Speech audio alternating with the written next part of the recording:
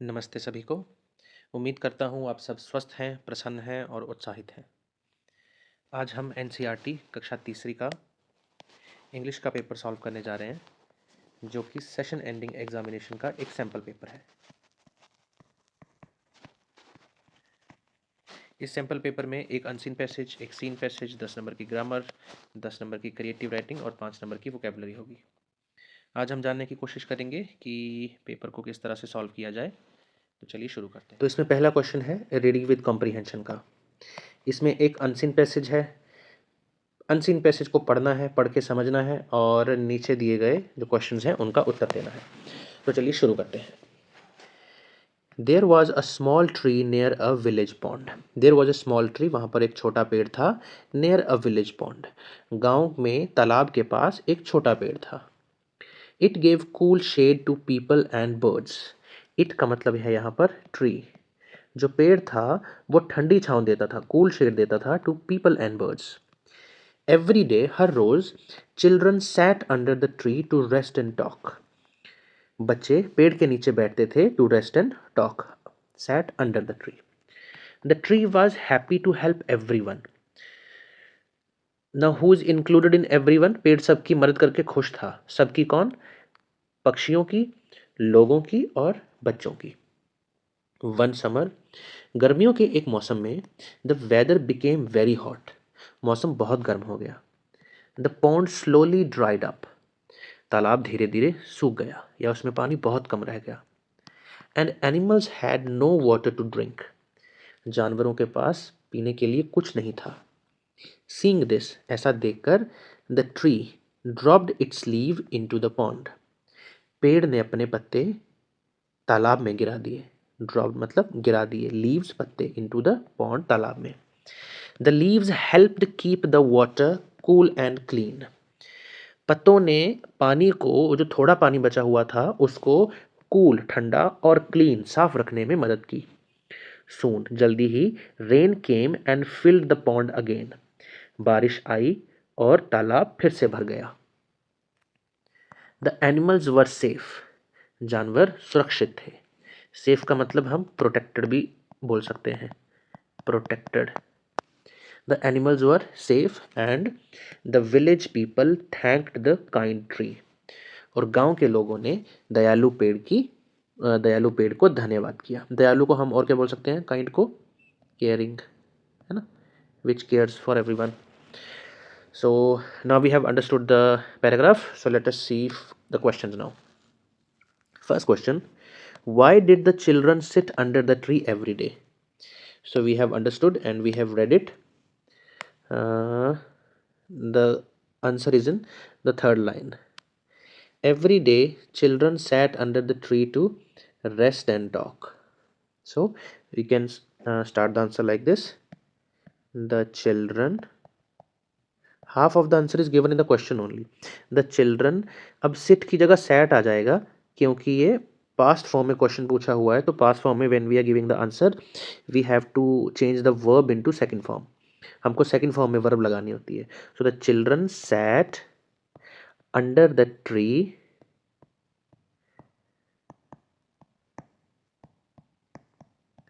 to rest and talk.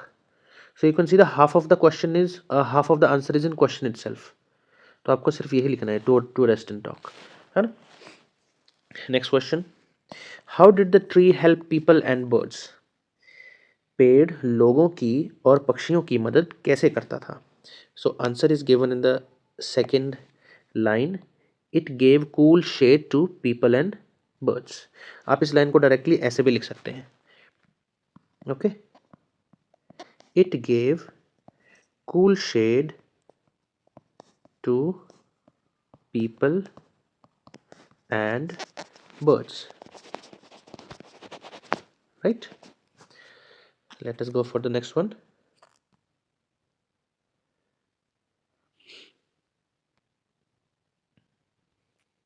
Third question is, choose the most suitable title for the passage. Now when we are choosing a title, we see that what is the content of the passage. जब title चुनते हैं तो देखते हैं कि बीच में content क्या है, किसके बारे में बोला गया है। तो क्या ये टेलीविज़न के बारे में बता रहा है पैसेज, क्या एक दयालु पेड़ के बारे में बता रहा है, एक ठंडे सर्दियों के किसी दिन के बारे में बता रहा है, या सिटी वर्ल्ड के बारे में बता रहा है? तो हमने जब ये पढ़ा तो हमको पता है ये एक काइंड ट्री के बारे में बता रहा है, so answer second will be the right answer. So let us see the question number D, which is find a word from the passage that means the same as protected. Find का मतलब है ढूंढो, a word एक word ढूंढो from the passage, passage में से एक word ढूंढो that means जिसका मतलब है same as protected, उसका मतलब protected है. तो अगर आपको थोड़ा याद है तो मैंने शायद लिखा भी था यहाँ पर, safe मतलब protected. तो जब आप इसको लिखेंगे तो आपका आंसर यहाँ आना चाहिए safe. Okay. So, E question. Which of the following statement is true? Which of the following statement मतलब following statement मतलब statement मतलब बात, following मतलब नीचे दी हुई जो बातें लिखी हैं, जो sentences लिखे हैं, उनमें से कौन सा सही है? ओके, which का मतलब यहाँ पर है कौन सा. The tree was far from the village pond. जो पेड़ था वो गांव के तालाब के बहुत दूर था. But if we go back to the passage and we see the very first line, there was a small tree near a village pond. तो वो तालाब के बिल्कुल पास में था. तो इसका आंसर आ जाएगा which of the following statement is true? This is not true. जो true है उसको हमको टिक कर देना है. The tree was sad to help everyone. No, this is also not true. Tree was very happy to help everyone. The leaves helped keep the water cool and clean. जो पत्तों ने उसका थोड़ा सा पानी बचा हुआ था उसको साफ और ठंडा रखने में मदद की थी. The animals were unsafe. Animals felt very safe. तो ये गलत हो जाएगा. So this is right. तो आपका ये आंसर सही है. सो अभी नेक्स्ट क्वेश्चन देखते हैं, which is seen passage. Okay, read the passage given below. नीचे दिए गए पैसेज को पढ़ो and answer the following question. और उसके जो क्वेश्चन है नीचे उनके आंसर दीजिए similar as before. So let us start. Chanda Mama fail asleep. चंदा मामा को नींद आ गई, सो गए. The sun peeped out from behind the clouds. Peeped out का मतलब होता है झलक लेना, है ना, झांक के देखना. Sun peeped out from behind the clouds. बादलों के पीछे से सूरज ने झांक के देखा. It was morning. ये सुबह का टाइम था. Chanda Mama woke up in the evening. Chanda Mama फिर से शाम में उठ गया. He began to count again. और उसने वापस से गिनना चालू कर दिया. अगर आपको याद हो तो ये आपकी चंदा मामा काउंट्स द स्टार में से है, राइट. तो उसमें से चंदा मामा गिनता है और वापस से सो जाता है, तो वहीं से आगे स्टार्ट किया हुआ है. But he had forgotten where he had stop. और उसको भूल गया था कि इसने गिनती इसकी कहाँ तक हुई थी. ही हैड फॉरगॉटन, वो भूल गया था, वेयर ही हैड स्टॉप, कि वो जब गिनती गिन रहा था तो वो कहाँ रुका था. By the time he remembered, जब तक उसको वापस से याद आया, द नाइट वॉज ओवर. मतलब रात पूरी हो चुकी थी. तो जब रात पूरी होती है तो क्या आता है, अगले दिन वापस से सुबह आती है ना.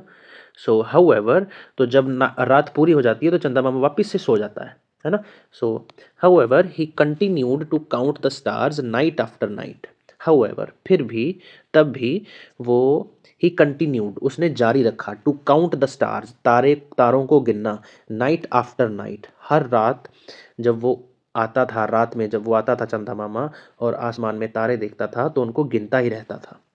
ऑफन, अक्सर, आमतौर पर, he would forget the count, वो भूल जाता था कि वो कहाँ तक पहुंचा है, तारे कितने गिने थे मैंने. वन नाइट, एक रात, he was very upset, sad, he was very sad, वो बहुत अपसेट था. ही मतलब चंदा मामा. ही बिगैन टू क्राई, उसने रोना शुरू कर दिया. अब इस बात को देखो, ये इन्वर्टेड कॉमाज में है. ऊ, ये जो है, जो रोने की आवाज़ करते हैं, ये उसको सिग्निफाई किया गया है. ओके, ऊ, व्हाट इज दिस, ये क्या है, ये चंदा मामा बोल रहा है.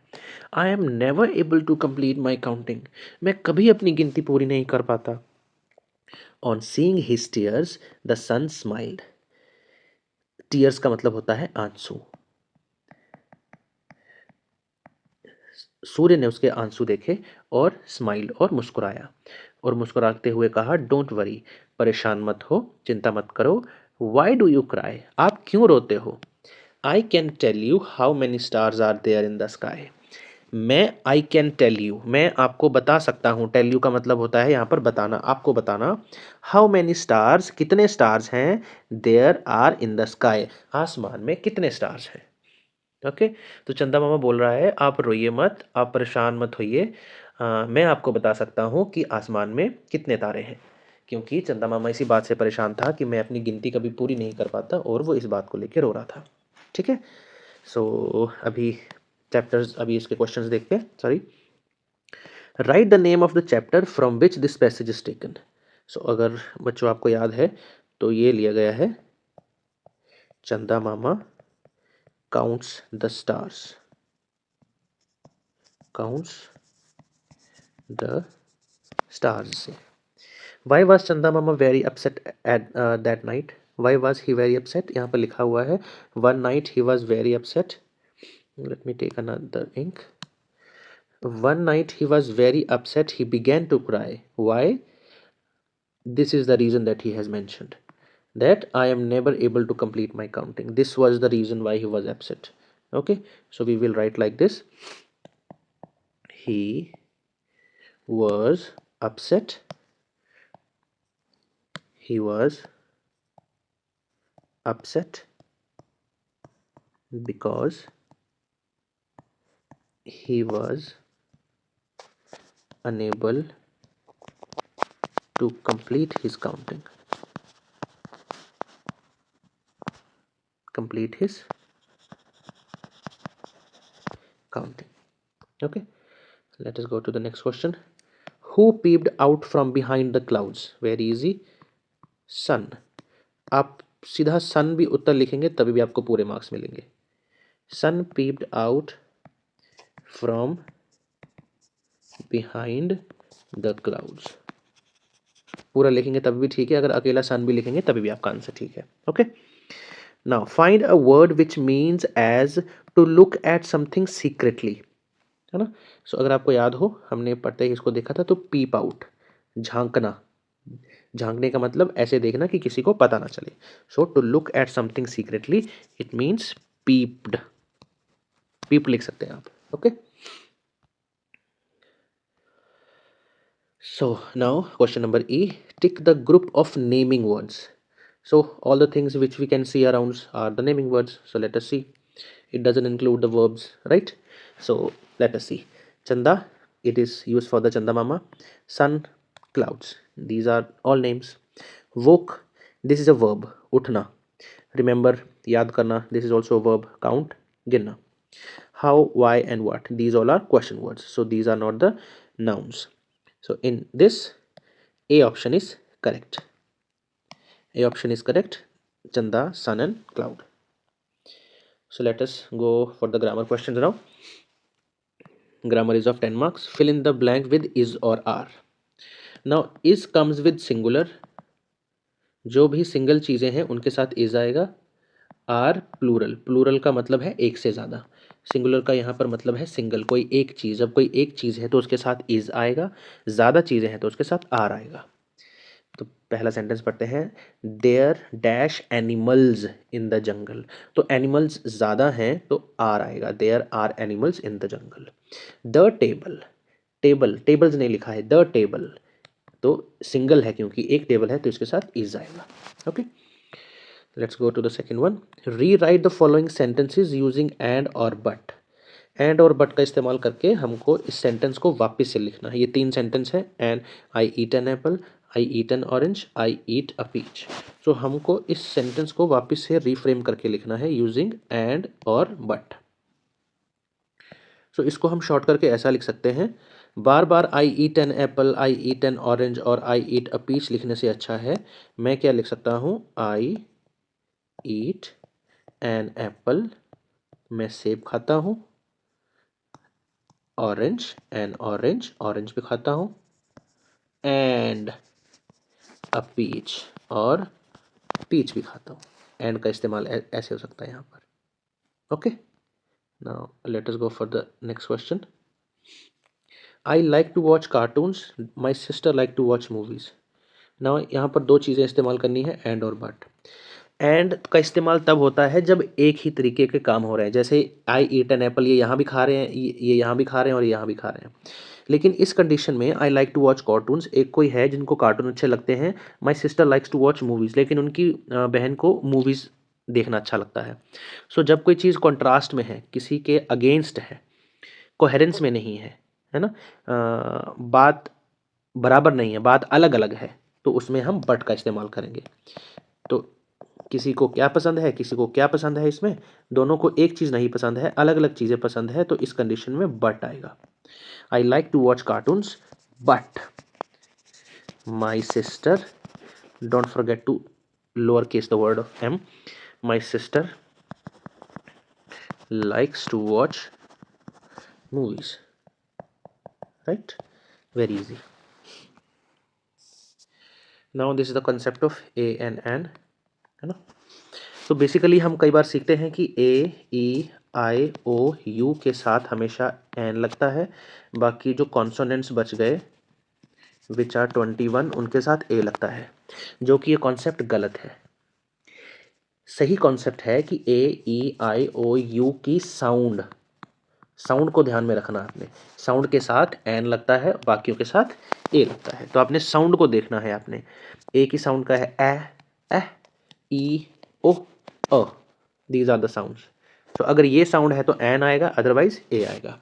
सो brown, a brown hen laid dash egg, an egg. Okay, so याद रखना है ए ई आई ओ यू की साउंड जो है उनके साथ एन आता है। चलिए तो अभी नेक्स्ट सेंटेंस देखते हैं। That is rearrange the following words to make a meaningful sentence. अभी ये जो सेंटेंस है, ये जो वर्ड्स हैं, ये टेढ़ा मेढ़ा करके लिखा हुआ है, इसकी फ्रेमिंग सही नहीं है सेंटेंस की, तो इसको अभी हमने सही करके लिखना है। चलो इसको पहले पढ़ते हैं। Madhu never was tired eating of, तो इसको हम ऐसे लिख सकते हैं, पहले लिख दो एक सब्जेक्ट लिख दो, उसके बाद helping verb, mother was never tired of eating, Madhu खा खा के कभी थकता नहीं था, है ना। Madhu was never tired of eating. Now next is circle the countable nouns and underline the uncountable nouns। जिन नाउन्स को हम गिन सकते हैं उनको सर्कल करना है, और जिनको नहीं गिन सकते उनको अंडरलाइन करना है, ठीक है, और नाउन्स देखने हैं। मधु ईट्स राइस एंड एप्पल्स। अब इसमें राइस और एप्पल्स की बात हो रही है, तो एप्पल्स को we can count very easily, 1 apple, 2 apple, 3 apple, 4 apple, है ना। So it will be encircled. Uncountable noun is rice, है ना। अनकाउंटेबल नाउन राइस कैसे है, क्योंकि हम कभी ऐसे नहीं बोलते एक चावल, दो चावल, तीन चावल, चार चावल। हम ऐसा बोल सकते हैं एक पैकेट चावल, एक एक बॉक्स, मतलब एक बक्सा भर के या एक डब्बा भर के चावल, है ना। तो चावल जिसमें डाला जाता है हम उस चीज़ को बोलते हैं एक या दो। जैसे हम पानी को लेते हैं, हम एक पानी, दो पानी नहीं बोलते, एक बोतल पानी, एक बाल्टी पानी, है ना, ऐसे बोलते हैं, एक ग्लास पानी, चार चार ग्लास पानी। तो पानी, सो ये सारी चीज़ें अनकाउंटेबल नाउन्स हैं, तो it will take an underline, we will underline this. Question number 6, choose the correct option. We have to choose from he और she. Very easy, he is use for the boys and she is use for the girls और the females, male and female. Ravi is my friend, so Ravi names, Ravi name पढ़ के लग रहा है कि ये किसी लड़के का नाम है, तो लड़के के साथ ही आएगा। He likes to play football. Sneha is name of a girl, so इसके साथ शी आएगा, she is very beautiful. Next, add the correct punctuation marks in the sentence. Punctuation marks होते हैं full stop, comma, sign of interrogation, sign of exclamation, ये सब, ठीक है। तो इनको पंक्चुएशन मार्क्स बोलते हैं। ये बहुत इंपॉर्टेंट होते हैं लैंग्वेज को अच्छे से समझने के लिए, जो भी लिखा है उसको अच्छे से समझने के लिए, these are very important. So first is what is your name. So whenever you are being asked question, जब भी आप कोई क्वेश्चन पूछना, आपको पूछा जा रहा है, you always add question mark at the end. Okay, wow it is so beautiful. So जब भी आप कोई चीज़ एक्सक्लेम करते हैं, जब भी एक्सक्लामेशन कोई भी वर्ड्स आते हैं उसके साथ एक्सक्लामेशन मार्क्स आता है, वाओ। जो भी सडन इमोशंस हैं, है ना, एकदम से जो इमोशन आपके अंदर से निकलते हैं, तो उसके बाद ये साइन ऑफ एक्सक्लामेशन आता है, एक्सक्लामेशन, ये वाला है साइन ऑफ एक्सक्लामेशन, ऐसे करके लगाते हैं इसको। Okay, wow it is so beautiful, तो इसमें ये आएगा। So next question is fill in the blanks with the correct adjectives. Now adjective जिन बच्चों को पता है दैट इज़ वेरी नाइस, और जिनको नहीं पता है उनको हल्का सा बता दूं। It tells something about noun और प्रोनाउन, और इनको हम डिस्क्राइबिंग वर्ड्स भी बोलते हैं। डिस्क्राइबिंग वर्ड्स कुछ डिस्क्राइब करते हैं, कुछ कुछ बताते हैं, नाउन या प्रोनाउन के बारे में कुछ एडिशनल इन्फॉर्मेशन देते हैं, इसलिए इनको डिस्क्राइबिंग वर्ड्स भी बोलते हैं। So the hills are bitter या माइटी। हिल्स हैं पहाड़ियाँ, वो कड़वी हो सकती हैं क्या? बिटर नहीं हो सकती, तो बड़ी हो सकती हैं, माइटी, है ना। माई बैग इज हैवी सार, खट्टा, बैग को तो हम खाते नहीं है तो उसका टेस्ट कैसे पता होगा, सो बैग इज हैवी, ठीक है। सो इसमें ये नाउन और प्रोनाउन के बारे में कैसे बताया, ये बैग एक नाउन है, नाउन के बारे में ये एक्स्ट्रा इन्फॉर्मेशन दे रहा है कि जो बैग है वो हैवी है। यहाँ हिल्स के बारे में एक्स्ट्रा इन्फॉर्मेशन दे रहा है कि जो हिल्स हैं वो माइटी हैं, बहुत बड़ी हैं, कुछ पहाड़ियाँ छोटी भी होती हैं, बड़ी भी होती हैं, बैग हल्के भी होते हैं, भारी भी होते हैं। सो जो वर्ड्स हमें इन चीज़ों के बारे में एक्स्ट्रा इन्फॉर्मेशन देते हैं उनको हम डिस्क्राइबिंग वर्ड्स बोलते हैं या फिर एडजेक्टिव्स बोलते हैं। सो अभी चलते हैं अपने 9th क्वेश्चन की तरफ। Underline the noun in the following sentences. Noun, what are nouns? All the naming words, simple, all the naming words are noun. So इसमें अगर हम नाम देखेंगे कौन कौन से हैं, तो Maya went to the school and Mitthu is a parrot. So Maya is a name, है ना, Mitthu is a name, parrot it is also a type of name, school is also a type of name. So अगर हम इसमें technically देखें, sorry इसको underline करना है, answer को बॉक्स नहीं बनाना। So Maya, school, Mitthu and parrot, these all are nouns. Okay, fill in the blanks with the correct question word. Question word, question words कौन से होते हैं? Who, how, what, who, how, what, whom, whose, which, ये सब words question words हैं, कुछ और भी होते हैं, ठीक है। तो जब भी हम किसी से बात करते हैं तो इसमें क्या आ सकता है, आर यू, कैसे पूछते हैं हम किसी को, हाउ आर यू, तुम कैसे हो, है ना। तो और क्या पूछ लेते हैं हम किसी को, dash are you doing, what are you doing, इसमें आ सकता है ना, what are you doing. So these two will occur here. Now okay, now the grammar portion is ended, so now let us go to the creative writing portion. In creative writing portion, the first question is draw a picture of the moon, write a few lines about it, or draw a picture of the sun or write a few lines about it. So this is very easy. We have to just draw the picture of the sun or the moon, whatever you like, and we can write some lines about it. Okay, so what lines do we have to write about it? तो उसको देखते हैं। I will try to write about both, first about moon and then about sun. So try to think, when you look at the moon, what do you see, and when do you see, है ना। So basically we see the moon, mostly we see the moon at the night. So we can write the moon shines in the night sky.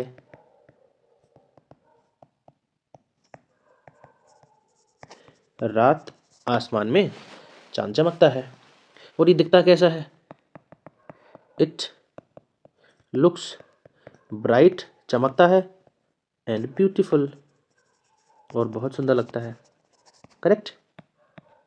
Third, आपको हमारे teacher बताते थे कि हमें the moon की अपनी कोई लाइट नहीं होती, उसका क्या मतलब है, the moon does not have its own light. इसका मतलब क्या है, इसका मतलब ये है कि जब आप इसका एग्जांपल ले सकते हैं, जैसे हमारी पृथ्वी धरती है, जब पृथ्वी के ऊपर सूरज की रोशनी पड़ती है तो हमें चीज़ें दिखाई देती हैं। जब रात हो जाती है, जब सूरज छुप जाता है तो हमें कुछ नहीं दिखाई देता। तो जब हमको आसमान में चाँद दिखाई दे रहा होता है, उस समय सूरज की जो प्रकाश है वो चाँद के उस हिस्से पर पड़ रहा होता है, तो इसलिए हमको चाँद दिखता है। जैसे सूरज ग्लो करता है, सूरज ग्लो करता है और गर्म है, वैसे चाँद गर्म नहीं है। ठीक है? जो हमें रात में दिखता है वो सूरज की लाइट चाँद पर पड़ती है तो वो हमको दिखता है। ठीक है? ये इस बात का मतलब ये है, the moon does not have its own light. जो हमको दिखता है वो सूरज की लाइट से दिखता है। ठीक है बच्चों? तो इसी लाइन को आगे लिख देते हैं हम, है ना? It gets light from the sun. From the sun. तो सन एक प्रॉपर नाउन है यहाँ, सॉरी मून भी एक प्रॉपर नाउन है, so it will take a capital N. From the sun, proper noun हमेशा कैपिटल में आते हैं। नाउ 5। अब आपने ध्यान देखा होगा, आपने ध्यान दिया होगा कि हम हमेशा सूरज की सॉरी चांद की एक ही शेप नहीं रहती, अलग अलग शेप होती हैं उसकी। So we see different shapes of, sorry it will be in capital, of moon every month. हर महीने हम उसकी अलग अलग शेप्स देखते हैं। Okay, so on similar lines, if you have to write about sun, then you can also write about the sun. कब दिखता है, कैसा दिखता है, सन से क्या क्या होता है ना? So let us try to write. So सबसे पहले जैसे चांद शाम में आता है, the sun rises in the morning. सुबह आता है ना? Rises in the morning.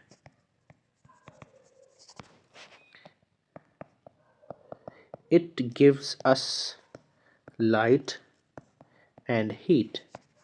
आपको पता ना, अगर सूरज थोड़ा सा पीछे हो जाए, जहाँ पर ये स्थित है अभी, मतलब जहाँ पर ये है उससे थोड़ा पीछे हो जाए, तो यहाँ पर ठंडी हो जाएगी बहुत ज़्यादा, हम जी नहीं पाएंगे। और अगर सूरज बहुत थोड़ा और आगे आ जाए तो इतनी गर्मी हो जाएगी कि हम गर्मी से मर जाएंगे। So the sun is placed at a very ideal place. The sun is very hot. इतनी दूर से भी उसकी गर्मी आती है, तो आप बोल सकते हैं the sun is very hot. आप सबने पढ़ा होगा कि सूरज, प्लांट्स को सूरज चाहिए होता है, लाइट चाहिए होती है, तो वो लिख सकते हैं plants need sunlight to grow. ठीक है? The sun, sun is a proper noun, तो ये बड़ा आएगा, is a big star in the sky. सूरज जो है ये आसमान में एक बहुत बड़ा तारा है। Okay,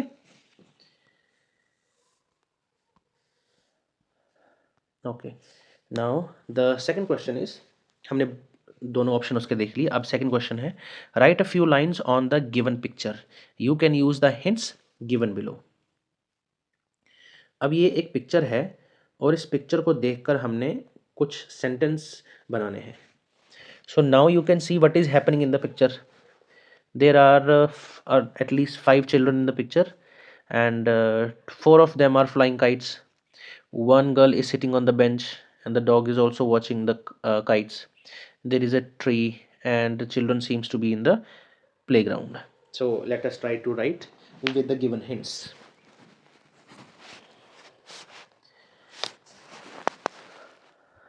First, there are many kites in the sky, right? Now tree, the girl is sitting on a bench under a tree. लड़की है वो बेंच पर बैठी है, और वो बेंच कहाँ है? उस पेड़ के नीचे है। Children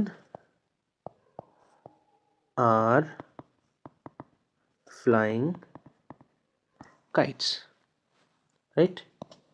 सो अब ये फ्लाइंग से हो गया, अभी चिल्ड्रन से बनना है, तो हम चिल्ड्रन क्या क्या बना सकते हैं? There are 5 children in the picture. Next, tree. Tree से हमने वैसे ऑलरेडी एक बना लिया है. We can say happy.